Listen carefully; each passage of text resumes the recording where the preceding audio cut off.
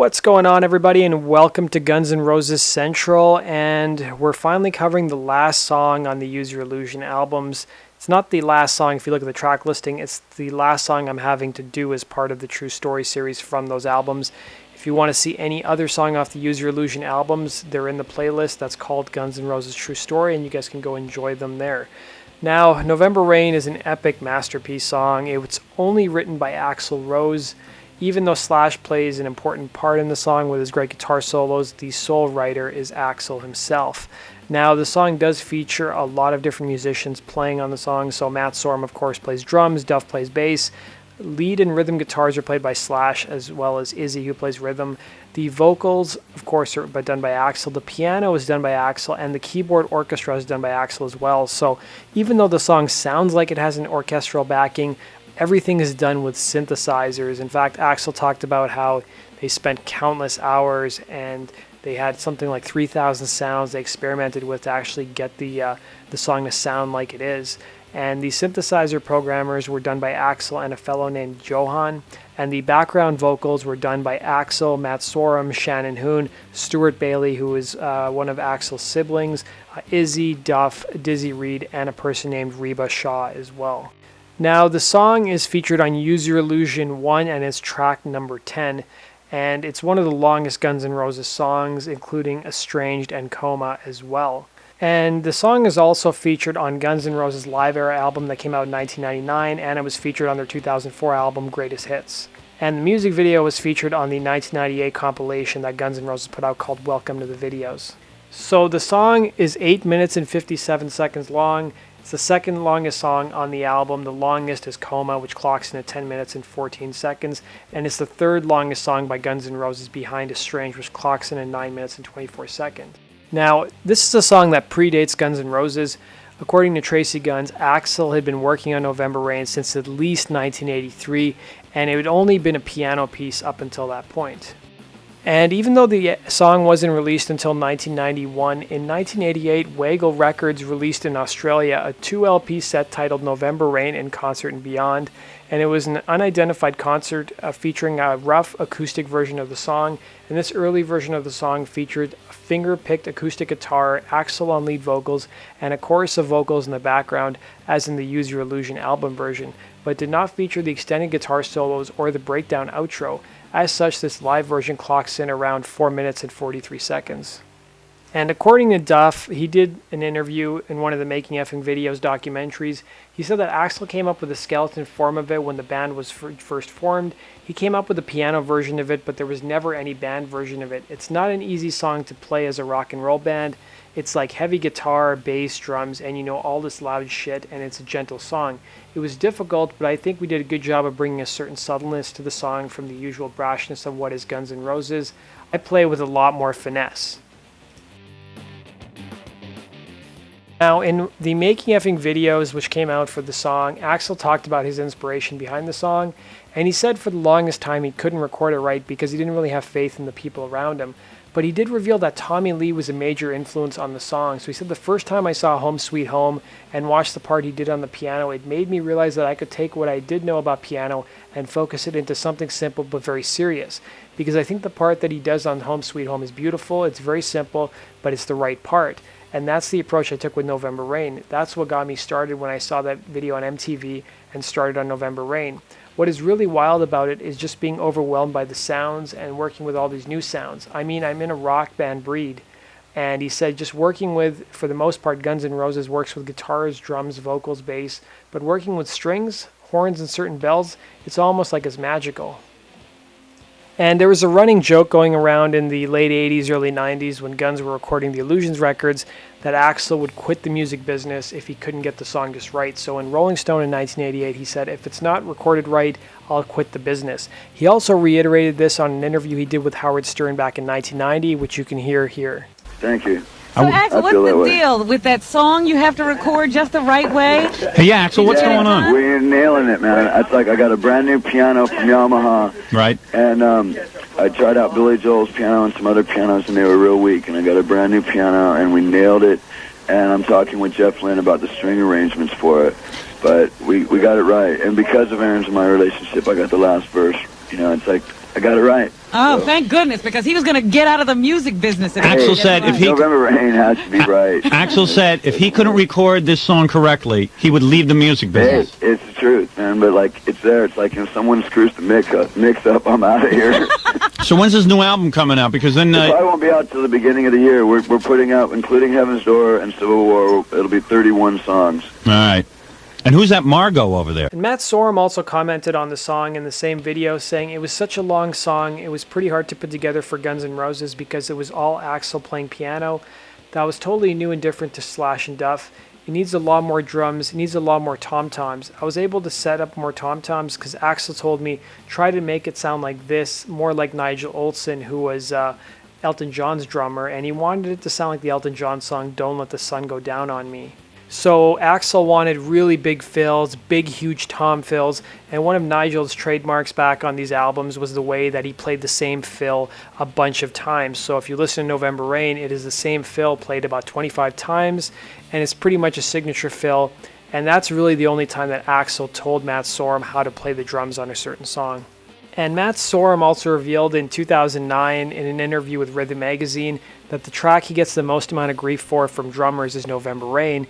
And basically the reason is because drummers always ask him, why did you play the same fill so much?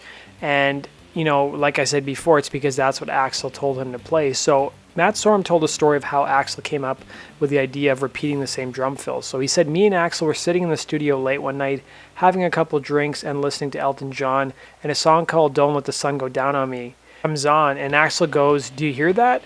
I'm like, yeah, I love Nigel Olsson, man. He says, do that on the song you were going to record tomorrow. We'd rehearsed it, but I didn't have all the fills and stuff. It was just a groove. In the end, November Rain, I get into that whole marching band trip.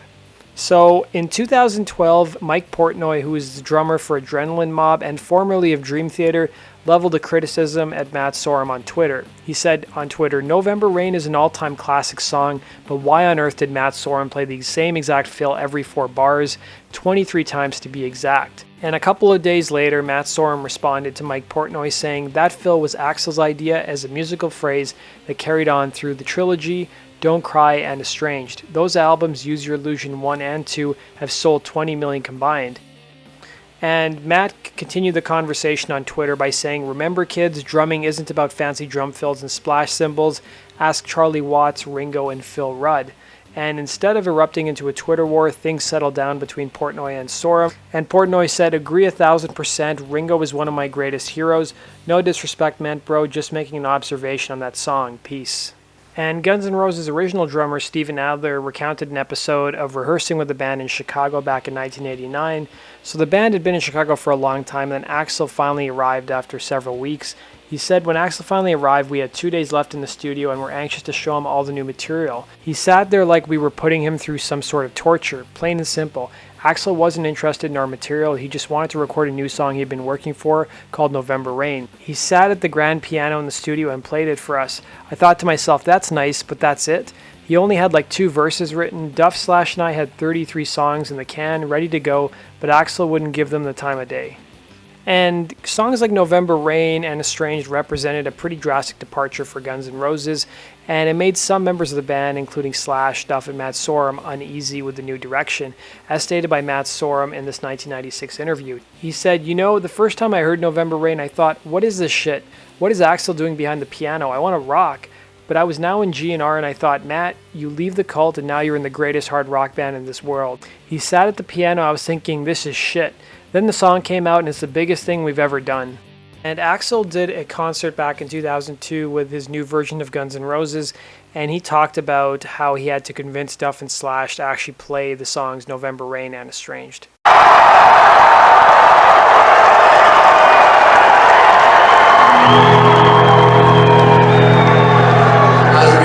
You know, without Axl and Slash, we wouldn't have November Rain and Estranged. Well, what about ANZ? I don't know what the fuck I went through to get that guy to play those songs. And you don't know about the argument we had at ANZ Studios because Duff and Slash came to me going, we're not going to do that song yet, so we're not going to do this song. No, we're just not going to do it. But I want to do it. We'll do it right now. This song is called Patience. And Slash has talked a lot about the song at great lengths. In a 1992 interview, he said it's a song that when it first surfaced, it was Axl playing the piano. It was way before Appetite for Destruction came out, and we've been didding around with it for years. It used to be like 25 minutes long. Everything that's on the record, most of it, all the melodies and all that, just came from off the top of my head. When we finally decided to record it, it pretty much came out naturally. There's some new stuff in it. And in another interview that Slash did in Guitar Magazine of the same year, he talked about how he came up with the actual guitar lines. So he said, I came up with most of the picking lines that go throughout the song when Axl was playing on piano and I played it on acoustic.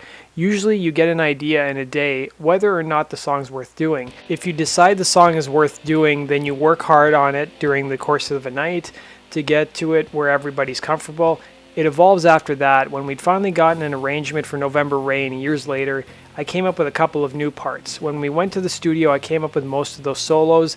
The tail and solo, that high-pitched thing, I came up with when Axl came up with the piano chords a long time ago. And Slash talked a bit more about the song in terms of the first time Guns N' Roses went into the studio together. He said prior to releasing Appetite for Destruction, Tom Zutaut, who was the A&R guy from Geffen Records, did manage to get us in the studio with Manny Charlton from Nazareth. And they were basically at Sound City Studios, which is the same Sound City that Dave Grohl did a documentary on. And they basically worked on demos for November Rain, which was about 18 minutes long in its original version. And Slash said, so needless to say, we really needed to sit down and focus on arranging it. And that was one of the reasons why they didn't include it on Appetite for Destruction. It was just too long to arrange. They didn't have the budget for it. So it was decided it would be held over until they do their next record. And Guns N' Roses already had Sweet Child of Mine for Appetite. And they didn't want to add too many ballads to the actual album. And plus, November Rain wasn't finished back in 1987 yet. So once the song was finally recorded, Matt Sorum and some of the other members talked about what it felt like to finally have the song done. So in 2012 on Twitter, Matt Sorum recounted the first time he heard the final mix. He said at El Compadre Studios, in the parking lot where Axl played me November Rain for the first time 20 years ago. Slash and Duff were inside drinking tequila shots and I sat in his car to hear the mix. And Duff talked about finishing the song in an interview he did back in 2011 with the Onion AV Club.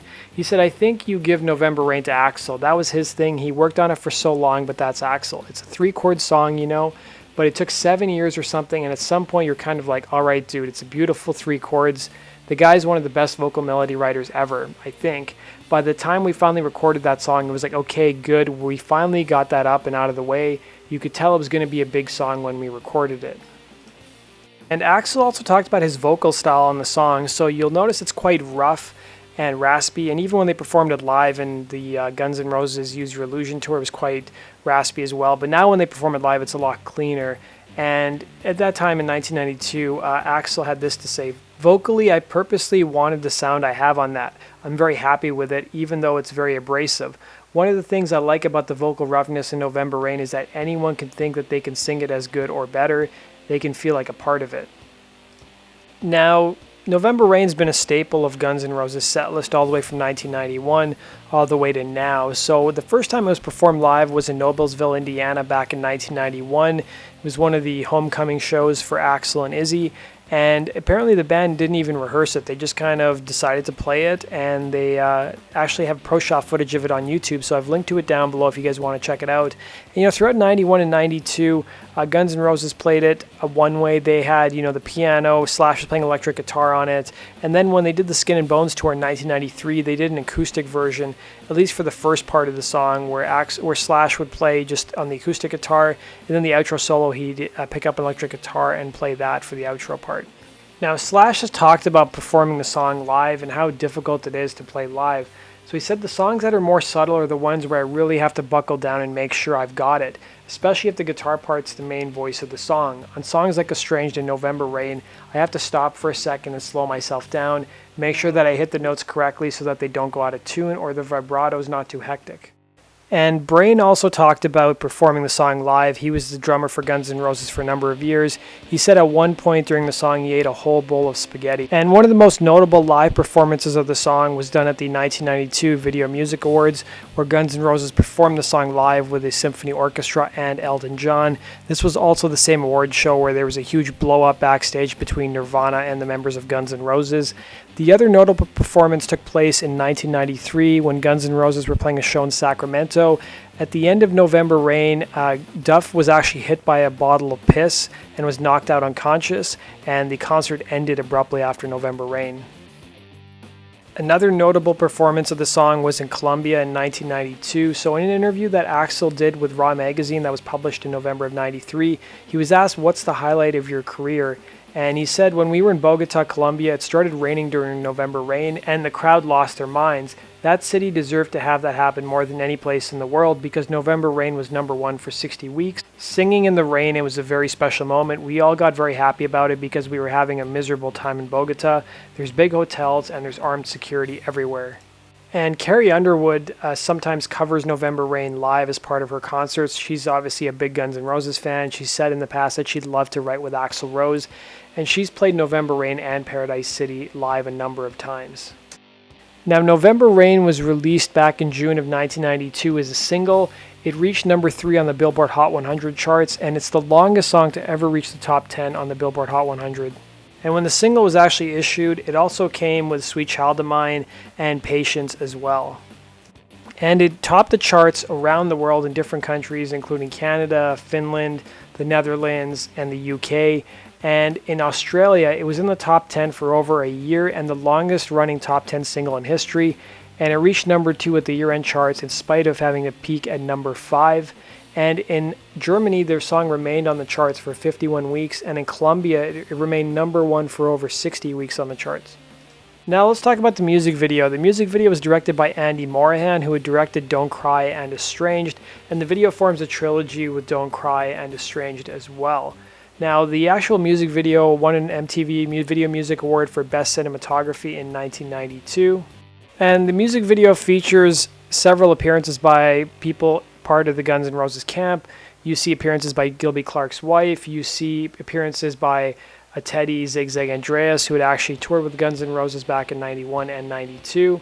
And it also features a priest in the music video, which is actually a personal friend of Axl. Unbeknownst to the band, the church used for the interior shots was where the priest had performed some of his last services 8 years prior to actually shooting the music video. And of course, the music video features Axl's girlfriend at the time, Stephanie Seymour. It also features Axl's bodyguard, Earl, who can be seen dancing with Stephanie Seymour toward the end of the song.